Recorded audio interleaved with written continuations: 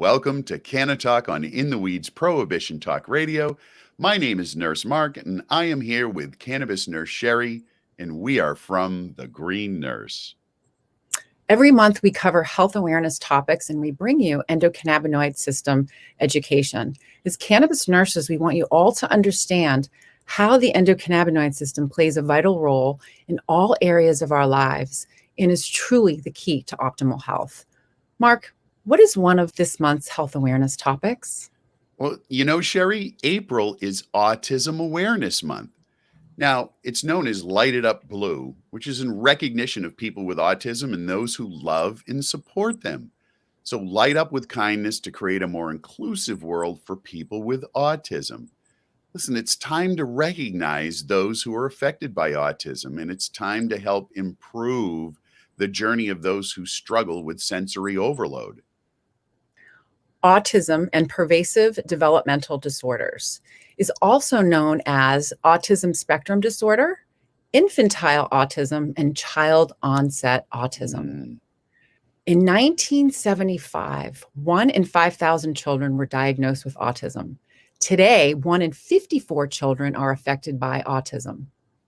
The autism spectrum refers to the mild to severe range of symptoms, from high functioning to intellectual disabilities and mutism. The symptoms of autism fall on a spectrum range between the following: changes with social skills, atypical social interaction, atypical communicating, atypical interests, nonverbal communication, issues with expressive and receptive language. And many of these children have issues with gastrointestinal system, sleep disorders, seizures, anxiety, depression, and behavioral problems. The allopathic community considers autism a neurodevelopmental disorders. Mark, what does the traditional therapies include for these kids? Sherry, they try so hard. The traditional treatments include pharmaceuticals, of course, like antidepressants, anticonvulsants, antipsychotics, and sedatives. And they all have side effects like GI reflux, tremors, weight gain, and drowsiness. But compliance is the most difficult thing. Behavior therapy is standard, however, but access is not consistent due to the economics and availability. Parents try special diets like ketogenic, gluten-free, dairy-free, or sugar-free in an attempt to adjust and cope. Sherry, what is the science showing us now? The science is showing us that these kids may have an endocannabinoid system deficiency, meaning that they're not producing enough of their own internal endogenous cannabinoids to keep the body in homeostasis or balance. Science has shown reduced CB1 expression in the brain. So we have CB1 receptors in our brain primarily, but also in different areas of our body. These kids also produce lower levels of endocannabinoids in the brain, particularly anandamide and 2-AG. And what happens is this leads to an inability to regulate all of these different systems in our body, particularly in our brain. It regulates GABA, the inhibitory neurotransmitter that produces a calming effect. So not having enough of that, we're not able to produce enough of that molecule to keep our body systems calm, particularly our brain. Glutamate is an excitatory neurotransmitters. And so having an overabundance of that being triggered can lead to seizure activity, anxiety, insomnia, and poor cognition. This is very interesting, Mark. So we have CB2 receptors primarily in our immune system. And what it's shown is that these kids have an enhanced CB2 expression in their brain and their gut. And what this demonstrates is the body's attempt to compensate for all of the inflammation. So the endocannabinoid system deficiency leaves the body with the inability to restore it back to homeostasis. Body's always trying to autocorrect itself, is always trying to go back into balance. And so if it doesn't have the right tools, the messages don't get where they need to go and our systems come out of balance. Right? Because that's exactly right, Sherry. What does the body do? It says, hey, I'm not noticing enough of these cannabinoids in the area. So what I'm going to do, the body says, I'm going to put out more receptors in the hopes that I'll get all of what's available. That's what it's trying to do. So that's why you see that increase in receptor count, just trying to find that molecule because it Yeah. knows that it's not in balance. So our bodies think if I make more, I make more, I might make more, maybe more of our own internal endogenous cannabinoids will be released. But in Right. essence, if we have a deficiency and we're not making enough of our own, we need to do particular things to Mhm. nourish and support it. And cannabinoids are really, really powerful, as you can see all of the different systems that it works on. So Mark, what about the studies? So, Sherry, we took a look at 23 total studies. Now, there were 3 double blind and 3 clinical human trials, and those are really what they consider the gold standard when you're looking at evidence based research, right?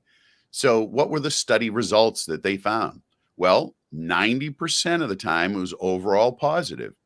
83% of the time it was positive clinically, which means they really saw a positive result. So, the synopsis of the research for autism and pervasive development disorders, the data revealed that blood levels of endocannabinoids, the ones that we create naturally, are lower in children with autism. We see that clearly time and time again. The endocannabinoid based modulation of other things like MAOIs, which that system is involved in regulation of processes such as emotion, arousal, and memory. And it might offer an approach for treatment. Other areas, endocannabinoid system based modulation of the oxytocin system. And oxytocin is involved in childbirth, breastfeeding. It creates that bond between mother and child. It's also associated with empathy, trust, sexual activity, and relationship building. Listen, oxytocin is what we give off as human beings when we're in contact with other people. And that might offer a novel approach for treatment. Right. So Mhm. endocannabinoid system based modulation of processes such as neuroinflammation, brain, Mhm. neurogenesis, and cognitive function, memory, suggests a potential therapeutic role. So cannabis-based therapeutics appears to be really well tolerated, safe, and a very effective option to relieve symptoms associated with the condition. Mhm. Specifically, oral CBD was most able to reduce multiple symptoms such as self-injury, Mhm. hyperactivity, and sleep, for example. And what did Right. this do? It improved the quality of life for both the caretaker and the patient. Right. Right. So cannabinoid therapeutics, Sherry, are being used all the time.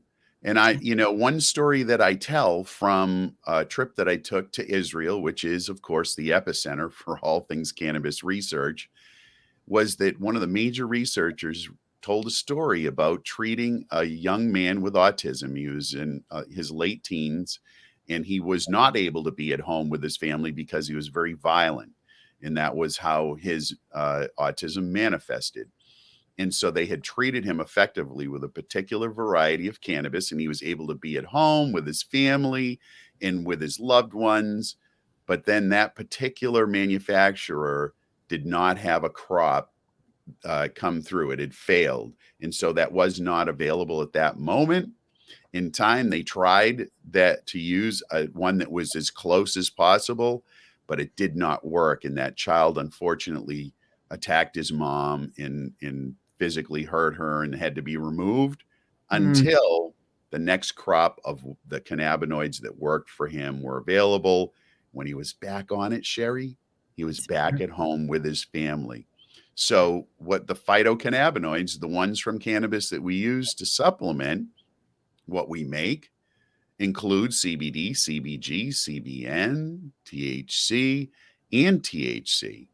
right. It's amazing. So the endocannabinoid system, so you think about when we talk about modulates all 11 organ systems, our immune system, and those messenger signaling systems. So we're feeding our bodies cannabinoids to keep it in balance. So cannabis formulations have been shown, as we talk about, to work on multiple areas, providing relief for seizures, digestion, sleep, anxiety, and Mhm. aggression, all at the same time, the interconnectedness.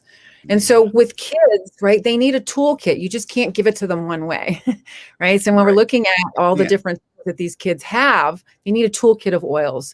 They need blends for energy, for clarity, for calming, for sleep, for mood, balance, gut health, inflammation, and help to rewire the signaling in their brain.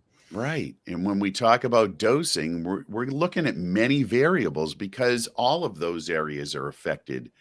So we usually start with a CBD rich formulation with CBG and CBN, and then we add in things like THCA and THC as needed and tolerated.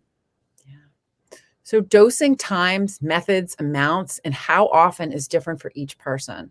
And so that's why we do what we do as cannabis nurses. We want to Mhm. consult, working with people, teaching on the endocannabinoid system, and personalize something for you or your child so you can reach those new levels of wellness. It's about relieving suffering and improving quality of life. That's right. So, folks, thanks for joining us on this segment of the Canna Talk in the Weeds Prohibition Talk Radio, weekly live on Wednesdays from 4:20 to 6:20 at www.facebook.com/Prohibition Talk Radio.